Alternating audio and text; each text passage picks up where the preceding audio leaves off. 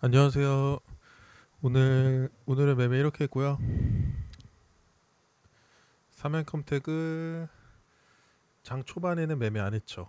왜 매매 안 했냐? 신규주는 시작했을 때 위로 양봉으로 올라가냐, 음봉으로 내려가냐에 따라서 매매를 해야 되는지 하면 안 되는지가 결정되고요. 얘는 밑으로 내려가서 매매했으면 안 됐습니다. 오히려 주가가 올라갈 때 매매해야 되는 게 신규주예요. 그래서 시가 베팅하는 사람들은 도박이라고 볼 수 있고요. 얘 같은 경우에는 당일 시가 여기를 돌파해야지 매매 관점이 되는 거예요. 그리고 당일 시가랑 당일 고가, 그러니까 당일 시가를 돌파해야지 이때부터 이제 집중 모니터링이 들어가고, 당일 고가를 돌파해야지 그때부터 매매 타이밍이거든요. 근데 당일 고가가 16,370원이죠. 그 위에 16,500원 라운드 피겨 돌파할 때 매수했고요. 그 다음에 17,000원 라운드 피겨, 이 구간에서 이 구간 바로 아래에다가 매도하고 다시 17,000원 라운드 피겨 돌파할 때 재매수, 그 다음에 적정이 올라갔을 때 팔고 나왔는데 오버슈팅이 나오더라고요. 최고점에서 거래대금 터뜨렸죠. 그리고 이 주식이 가야 할 자리가 있는데 어디냐, 가야 할 자리는 여기가 가야 할 자리였고, 이 봉에서 여기 고점을 돌파하고 갔어야 돼. 근데 여기서 한번 못 가니까 실망 매물로 밑으로 밀리는 거예요. 그죠? 17,000원 라운드 피겨 딱 깨고 손절 물량 받아먹고 다시 올라가. 현재 여기서 소파동의 고가를 만들었거든요. 그러니까 500원 라운드 피겨가 중요한데 여기를 최근에 돌파를 못하니까 실망 매물로 떨어지는 모습. 다시 올라오고 있죠. 500원 돌파하면 이제 전고점 돌파하고 18,000원 보러 가는 거예요. 근데 500원을 돌파 못하잖아요. 그러면은 17,000원 깨고 내려가겠지. 이 주식은 500원 단위로 라운드 피겨 보시면 됩니다. 일단은 이 주식은 당일 시가, 당일 고가 이 구간을 돌파해서 그 위에서 움직이고 있잖아요. 차트가 살아 있는 거예요. 그리고 그 피보나치를 보시면 여기서부터 싹 하면 어때요? 삭제하고 볼까요? 피보나치 조정 때 여기부터 싹 하면 어때요? 쭉 상승 나오다가 여기서 한번 반등 나왔죠. 그 다음에 깨고 내려갔을 때 보통 여기 저가 깰 때 많이 손절했을 거예요. 그죠? 근데 382에서 한 번 더 반등. 그죠? 이 반등도 무시 못하는 게 꽤 높아요. 이거 저가 대비 고가면 3%는 꽤 높거든요. 현재 여기서 삼각수렴 중인데 저가 내리고 그러니까 저가 올리고 고가 내리고 삼각수렴 중인데 이제 방향 결정돼요. 떨어질 것 같으면 17,000원 깨고 떨어지겠고요. 올라갈 것 같으면 17,500원 돌파하고 올라갈 것 같아요. 17,500원 돌파할 때 살까 고민 중이기도 하고요. 일단 영상 찍고 있는데 어떻게 될지 모르겠네요. 아무튼 이 종목은 이렇게 매매했고요. 이 종목을 매매한 이유 왜 그럴까요? 현재 시장 중심주들이 힘을 못 받고 있잖아요. 그죠? 그러다 보니까 이 돈들이 어딘가에는 움직이려고 한단 말이야. 그게 이제 신규주라고 전 생각을 했고요. 그래서 오늘 제가 G2G 바이오도 매매했는데 어디서 매매했을 것 같아요? 일단은 STX 엔진, STX 엔진 보시면 그 전날에 이때 강하게 올라왔잖아요. 근데 오늘 이 피보나치 빨간 선, 파란 선 사이에서 반등이 나왔죠. 여기서 왜 슈팅이 나왔냐? 보통은 전날에 종가 전날에 고가 돌파할 때 이런 데서 많이 들어와요. 그 데이 트레이더들이. 그래서 이때 오버슈팅이 나왔고, 그러니까 이때 얘네가 여기 이 구간에서 그 좀 조정을 받았거든요. 그럴 때 G2G 바이오. 그때 얘가, 그러니까 STX 엔진이 이때 올라갈 때 G2G 바이오가 떨어졌어요. 그러다가 STX 엔진이 9시 51분에 고점을 찍고 쭉 조정받으니까 이제 G2G 바이오가 10시 초반에 저점을 만들고 이제 올라가기 시작했거든요. 그러니까 이때 당시에 제가 눌림목을 했는데 이렇게 했었고요. 이날은 매매 아예 안 했고. 근데 이 종목 지켜보고 있었으면 전일 고가, 그러니까 이 구간에서 저항받고 떨어지고 저항받고 떨어지고 저항받고 떨어지고 했는데 오늘 돌파했잖아요. 이 구간을. 여기서 매수 타점인데 여기서 매수 지켜봤었으면 매수했었어야 했죠. 근데 못 지켜봤고 쭉 올라가다가 첫 눌림목을 했고요. 저는 이제 상승 눌림 재돌파 이걸 생각하고 눌림을 했겠죠. 그리고 여기를 고가 돌파해 주길 생각을 했겠죠. 근데 여기 고가를 돌파 못하고 떨어지는 거죠. 그래서 보여드리자면 여기서 떨어질 때 11만 라운드 피겨를 딱 깼잖아요. 그럼 이제 떨어져야 돼요. 근데 11만 라운드 피겨를 깼는데 여기서 깨고 나서도 매수세가 들어오는 거죠. 그러니까 제가 매수세를 확인하고 11만 라운드 피겨 깼는데 11만 9천 원에서 매수세가 막 들어오네. 그걸 제가 호가창에서 보고요. 같이 따라 샀고요. 그 다음에 더 올라갈 때 이제 불타기. 저는 N자 상승으로 간다고 생각했거든요. 근데 이때 얘가 왜 떨어졌냐? STX 엔진이 이때 슈팅이 나오고 있었어요. 그래서 떨어진 거고, 얘가 2,500원 여기를 소파동의 고가를 만들고 떨어졌죠. 보통 이제 가는 종목은 20선을 타고 가거든요. 가야 할 자리가 여기예요. 갔어야 돼. 여기서 2,500원을 돌파하고 여기서 여기를 돌파하고 갔어야 했는데 못 가니까 실망멸로 떨어지는 거예요. 그랬을 때 여기 저가를 여기 저가 이탈하면 손절하자. 여기 저가가 8,500원인가 그랬거든요. 8,600원인가 500원인가. 그래서 여기 저가 이탈하면 8,000원 라운드 피겨 깨지면 손절하자. 그래서 그렇게 기준 잡았고요. 깨더라고요. 그래서 미련 없이 손절했어요. 왜 손절했냐? 왜냐하면 쭉 떨어질 수 있으니까 그냥 손절한 거예요. 미래는 어떻게 될지 모르니까. 근데 손절했는데 그 손절 물량을 누군가 다 받아먹고 있더라고요. 그걸 보면서 제가 이때 확인했잖아요. 저점인 것 같은데 하고 매수한 거잖아요. 여기서 플러스 3% 지켰는데 욕심부리다 못 팔았고 여기서도 누군가 계속 사더라고. 그걸 보고 매수했고요. 그 다음에 올라갈 때 여기서 매도. 여기서 왜 매도했냐? 이것도 중요한데 여기서 저항을 받았잖아요. 2,500원에서 저항받고 그 밑에서는 여기서 저항을 받았잖아요. 그죠? 이 구간에서 저항을 받았던 걸 제가 아니까 그 전에 팔아버린 거예요. 그리고 2,500원을 여기서 뚫어주고 이제 밀리는 거지. 그래서 이렇게 갔어. 이렇게 결국에 상한가 갔어.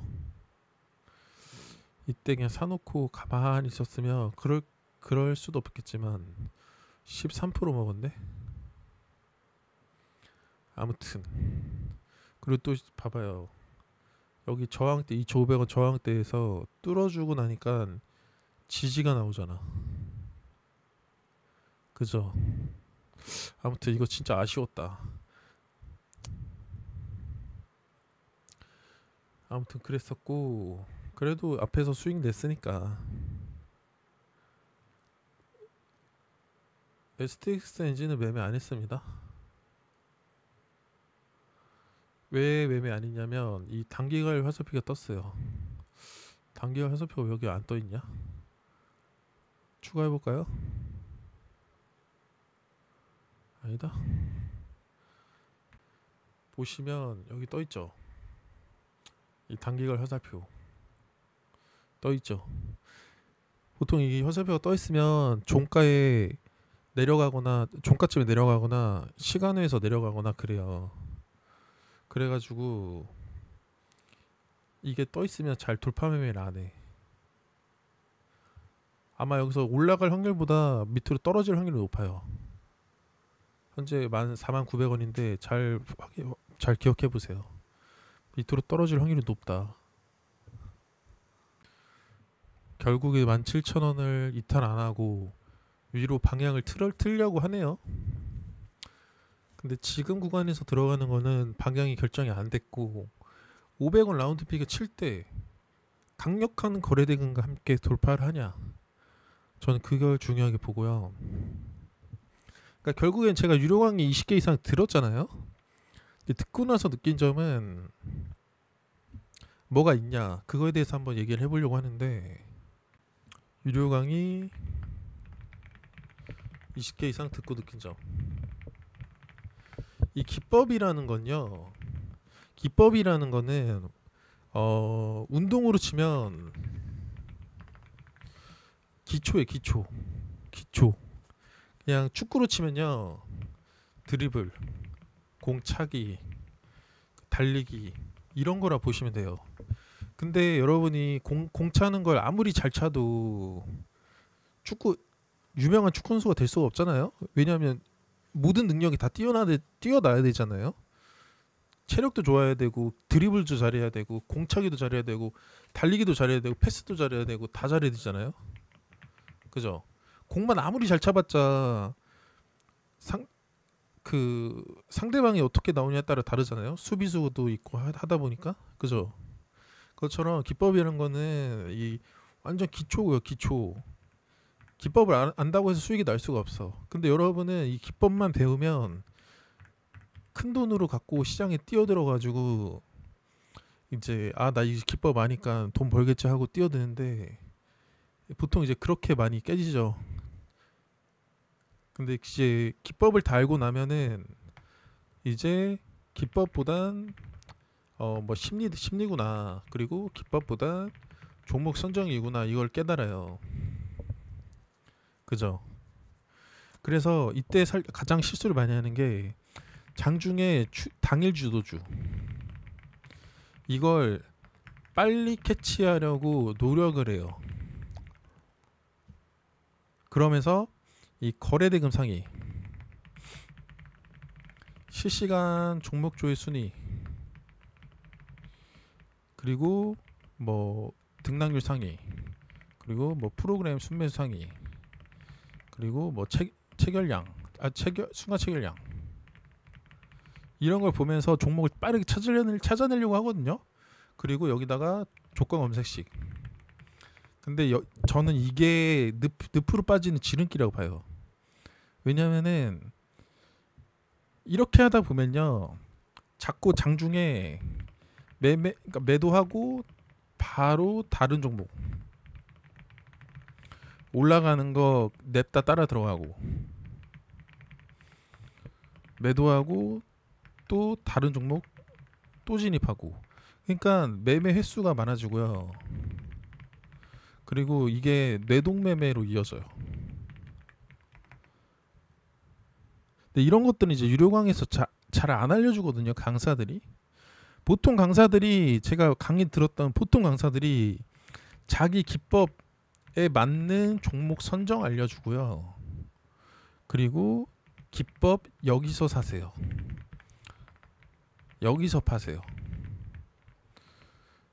손절은 여기서 하세요, 이런 정형화를 만들어요. 근데 실제로 자기들은 실제로 매매할 땐 그 정형화대로 매매를 안 하거든요. 근데 강의 때는 초보들도 있고 하니까 정형을 만들어. 그러니까 여기 이게 문제예요. 이게. 그러니까 이게 이 사람들이 정형화를 만드는 거는 결국에는 강의를 위한 기법 발휘를 하는 거거든요. 근데 이 기법을 왜 이용하고 있는지, 그리고 시장이 변하면 이 기법을 어떻게 변형시켜야 하는지, 이런 것들을 알려줘야 된다고 생각하는데 이런 건 또 안 알려줘. 그래서 제가 뭔가 유료 강의를 들으면서 항상 갈증이 있었어요. 갈증. 그러니까 들으면 들을수록 갈증이 나는 거야. 아, 더 듣고 싶다. 다른 사람한테 뭔가 있지 않을까? 주식에서 이 파랑새를 찾으러 다녔는데 제가 100억 트레이더 3명한테 들었는데 100억 트레이더 3명한테 파랑새는 없었어요.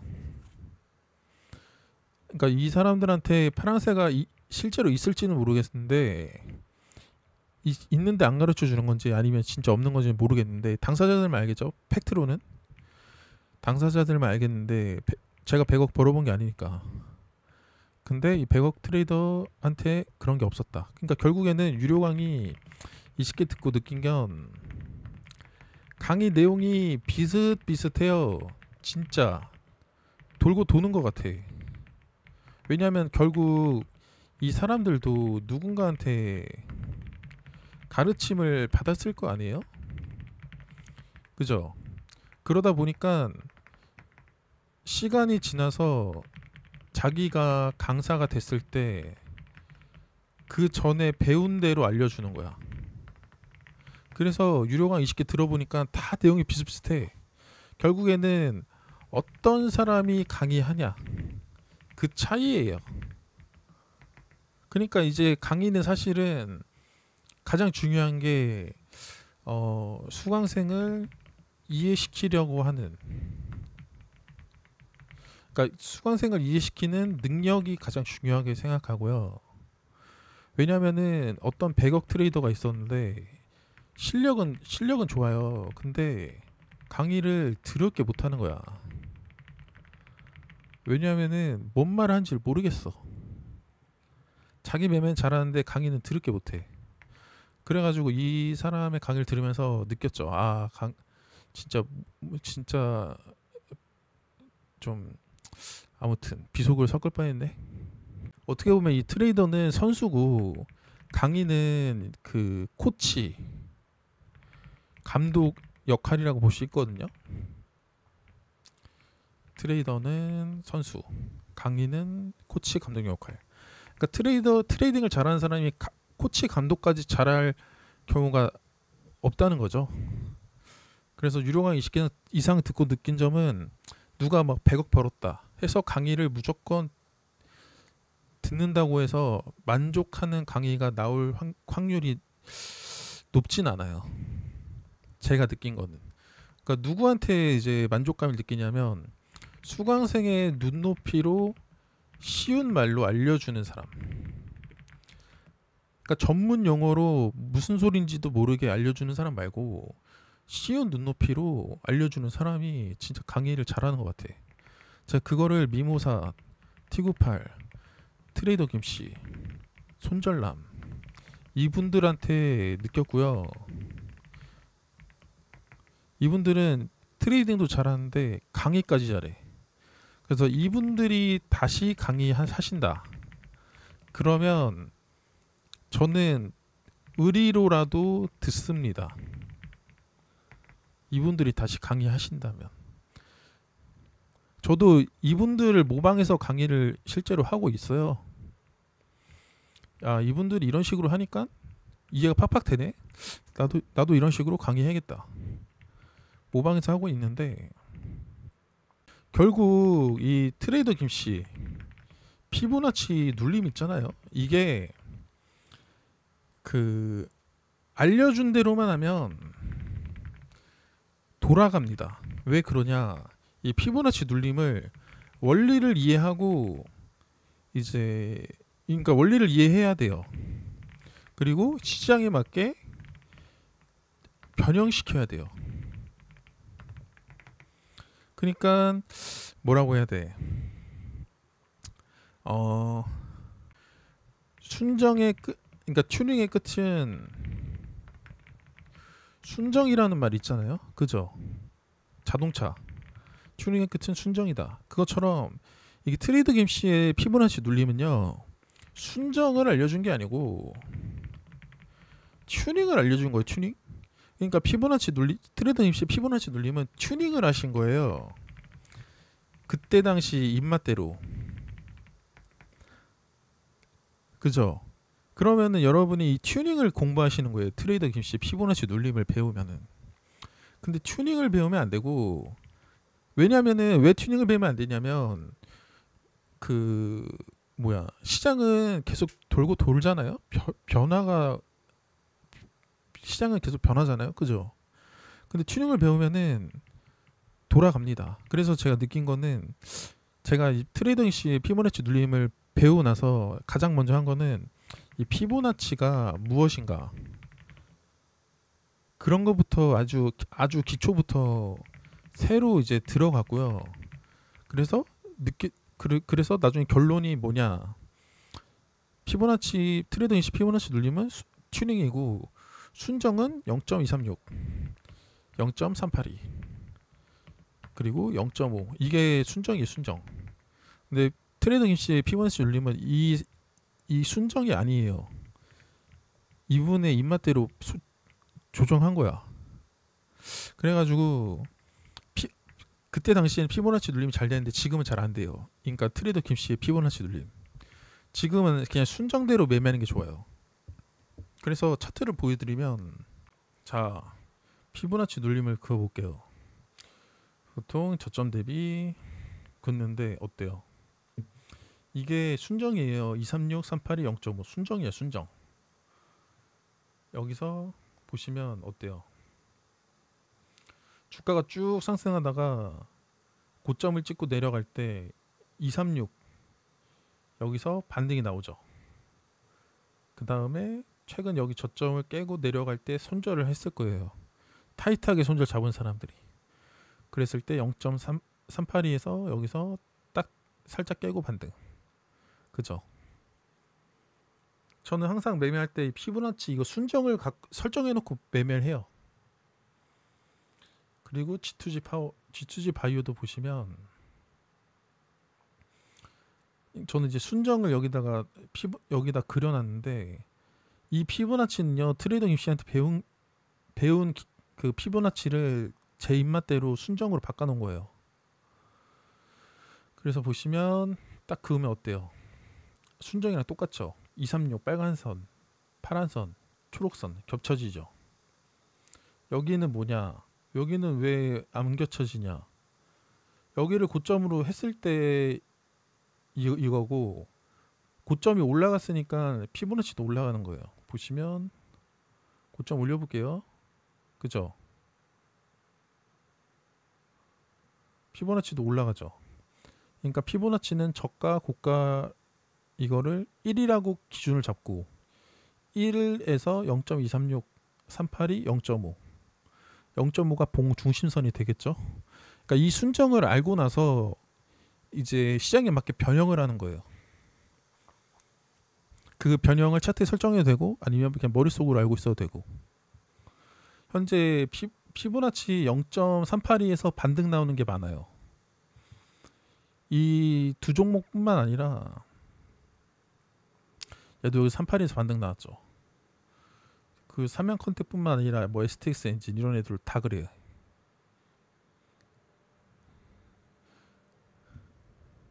그래서 결국 주식은요, 정답은 없고요. 시장에 맞게 기법을 계속 변형시켜야 되는데, 시장에 맞게 내 꼴린 대로 변형시키는 게 아니고. 그래서 근데 이걸 알려준 사람이 아무도 없다. 그래서 제가 이제 멤버십으로 알려드리고 있죠. 그 올해 초에 강의했던 시크릿 강의, 그리고 이평선 눌림매매, 수급매매 원리. 저는 이제 원리를 가장 중요하게 생각하고 수강생한테 원리를 이해시키려고 노력을 해요. 그러니까 종가 매매를 왜 하는가, 눌림 매매를 왜 하는가, 돌파 매매를 왜 하는가, 장단점이 뭔가, 그 원리를 이해시키려고 노력을 했고요. 종목 압축하는 법, 대형주 눌림 매매, 역사 신고가, 주도주 눌림 매매, 신규주 돌파 매매. 이 7일 단기 속성 강의는 제가 유료 강의 2천만 원 이상 쓰고 이제 배운 것들을 저만의 스타일로 재해석을 해놓은 거고요. 매매 틀은 이제 제가 강의를 배운 대로 매매를 하지만 아까 말했듯이 트레이더 김씨의 K1 눌림을 지금 쓰지는 않거든요. 근데 K1 눌림을 제가 파보니까 튜닝이더라, 순정은 이거더라. 그래서 피보나치를 볼 때 순정을 어떤 식으로 입맛대로 봐야 되는지 막 그런 내용들을 여기다 적어놨고요. 기법을 이것만 보셔더라도 여러분이 주식에서 기법은 이제 다 깨우친 거예요. 그 다음에 이거는 좀 장중 매매하는 사람들이 하는 거고, 밑에는 종가 베팅이랑 일봉 눌림 매매. 그러니까 원숭이도 쉽게 따라하는 매매라는 게 진짜 쉽다는 거야, 쉽다는 거. 그리고 밑에는 시장에 맞게 기법 적용하기. 제가 6개월 전부터 언급을 했죠. 시장이 변하면 시장에 맞게 기법 적용해야 합니다. 그래서 이 세 개를 제가 올해 초에는 36만 원에 강의했었고요. 근데 유료 강의가 100만 원, 200만 원짜리가 판을 치는 거예요. 그래서 제가 24만 원을 내렸어요.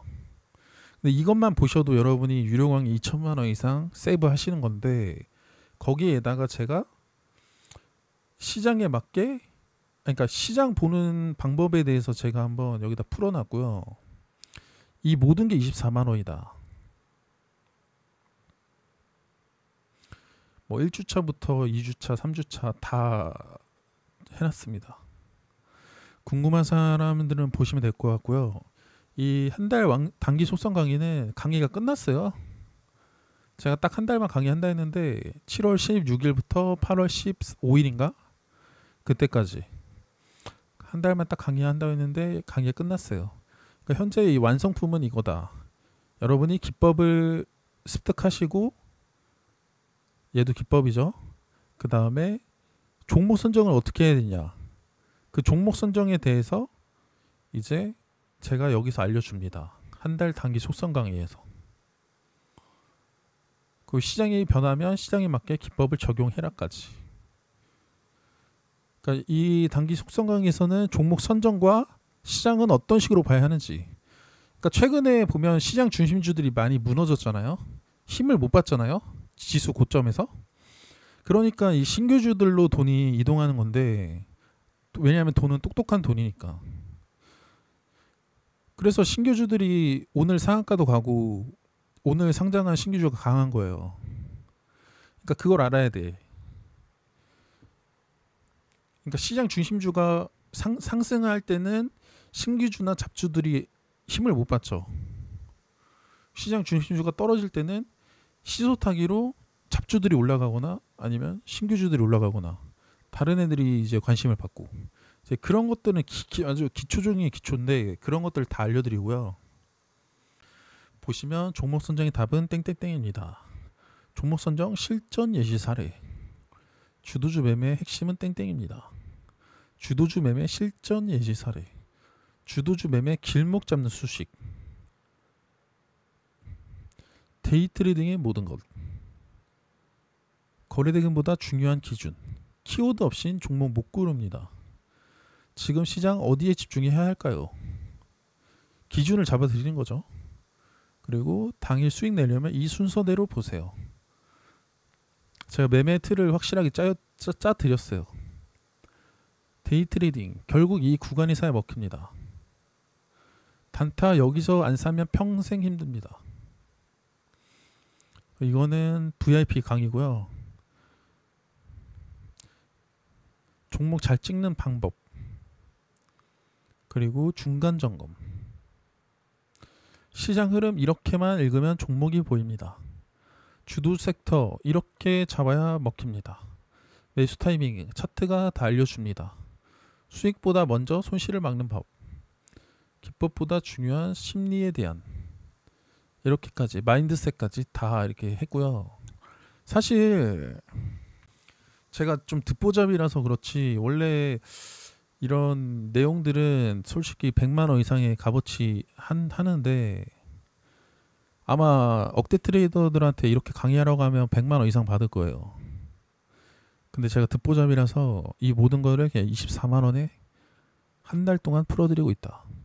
궁금한 사람들은 가입하시고요. 이상한 데 가갖고 100만 원, 200만 원 쓰고 돈 날리지 마시고 그냥 제가 말했듯이 기법은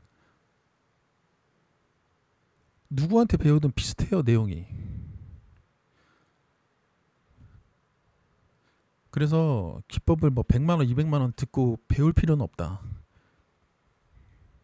오늘 영상은 여기서 마감하도록 할게요.